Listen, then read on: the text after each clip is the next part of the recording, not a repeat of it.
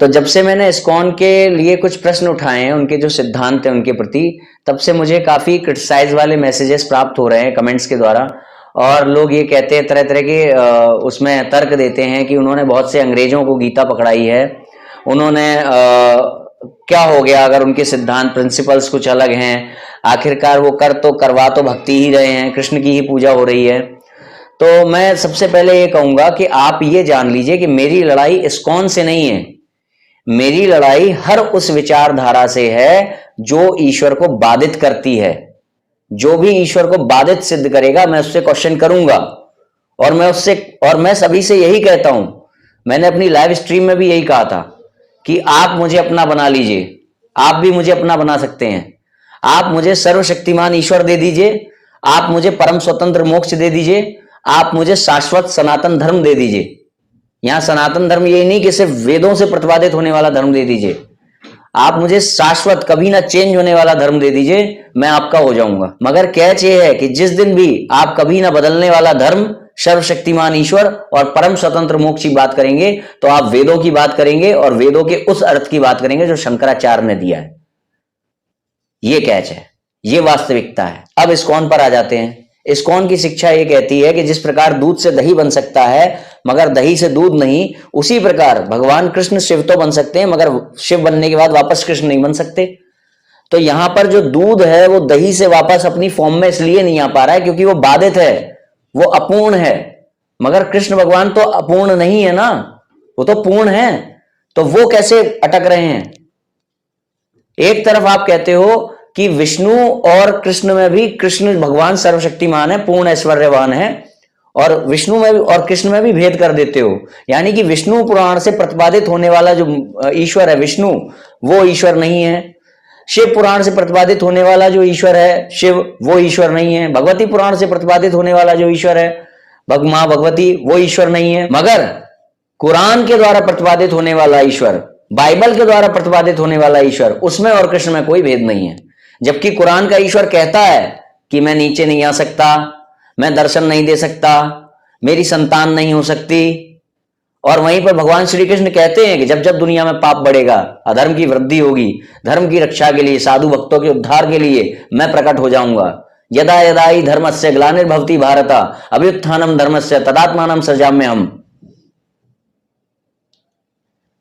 तो ऐसा क्यों?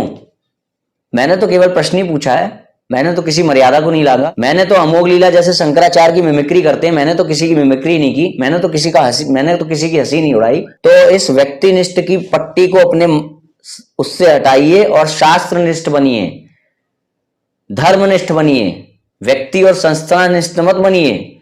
और मैं तो आज भी आपको कह रहा हूं कि मुझे कभी ना बदलने वाला धर्म दे दीजिए, मुझे सर्वशक्तिमान ईश्वर दे दीजिए, मुझे परम स्वतंत्र मोक्ष दे दीजिए, मैं आपका हो जाऊंगा, मैं आपका प्रचार करूंगा। मगर कैच यही है मेरे भाई कि जिस दिन आप वेदों का ऐसा अर्थ करेंगे जिससे कि शाश्वत धर्म मिलेगा, सर्वशक्तिमान ईश्वर मिलेगा, परम स्वतंत्र मोक्ष मिलेगा, तो वो अर्थ भगवान आदि शंकराचार्य का अर्थ होगा। प्रयास करिए, कोशिश करिए भगवान को सर्वशक्तिमान सिद्ध करने की, प्रयास करिए जीव को मिलने वाला मोक्ष परम स्वतंत्र हो, प्रयास करिए मनुष्य को ऐसा धर्म मिले जो कभी ना बदले, वो धर्म होगा शंकराचार्य का धर्म। इसके अलावा मैं एक बात कहूंगा, आप जो बार बार कहते हैं कि इस्कॉन ने बहुत सारे अंग्रेजों को भक्त बनाया है, तो क्या आपका धर्म का निर्णय ऐसे होता है कि भाई कौन जाकर के अपनी बातों से अंग्रेजों को प्रभावित कर लेगा तो हम उससे प्रभावित हो जाएंगे और उसको ही मानेंगे? ये है आपके धर्म का परिमाप, ऐसे तय होता है आपका धर्म। इसके अलावा एक बात और कही जाती है कि भाई कुछ भी हो, वो ले तो भगवान का ही नाम रहे हैं, सनातन ईश्वर का ही नाम ले रहे हैं। अब मुझे बताइए कि यदि किसी व्यक्ति ने राम नाम का रट लगाया हुआ है और उसकी जानकारी में राम वह है जिसने 8 विवाह किए थे, जिसके हरम में 50 स्त्रियां रहती थी, तो क्या वो व्यक्ति राम नाम का ही जाप कर रहा है? कौन सी भाषा है जिसमें राम नाम का अर्थ कुछ और दिया गया है? तो क्या वो सब सनातन का प्रचार कर रहे हैं?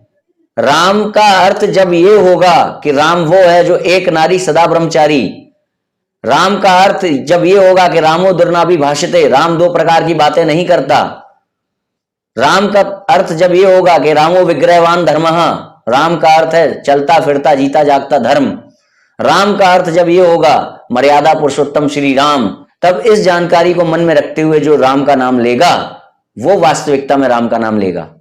तो इसी प्रकार से अगर ये हरे कृष्ण का जाप करा रहे हैं और जो कृष्ण है वो पूर्ण ना होकर के अपूर्ण है, बाइबल और कुरान के ईश्वर की तरह, तो वो क्या वास्तविकता में कृष्ण का जाप करा रहे हैं? और मेरा कोई ऐसा अंतिम निर्णय भी नहीं है। मैं तो कह रहा हूं, हो सकता है कि आपके पास कुछ ऐसी जानकारियां हो जो मुझे ना हो, आप मुझे बता दीजिए। भगवान श्री कृष्ण को सर्वशक्तिमान सिद्ध करिए इस्कॉन की पुस्तकों के आधार पर, सनातन धर्म को शाश्वत सिद्ध करिए इस्कॉन की ग्रंथावली के आधार पर, और जीव को प्राप्त होने वाला मोक्ष परम स्वतंत्र सिद्ध करिए। मैं आपका हो जाऊंगा। भाई मेरा क्या, हर धर्म को मानने वाले व्यक्ति का एक ही उद्देश्य है, धर्म की रक्षा, धर्मोत्थान, धर्म का प्रचार। और जब आप ये तीन चीजें देंगे तो यही तो धर्म है। आप ये तीन चीजें दीजिए, मैं आपका भी प्रचारक हो जाऊंगा। और मैं तो यही ढूंढ ही रहा हूं सब में।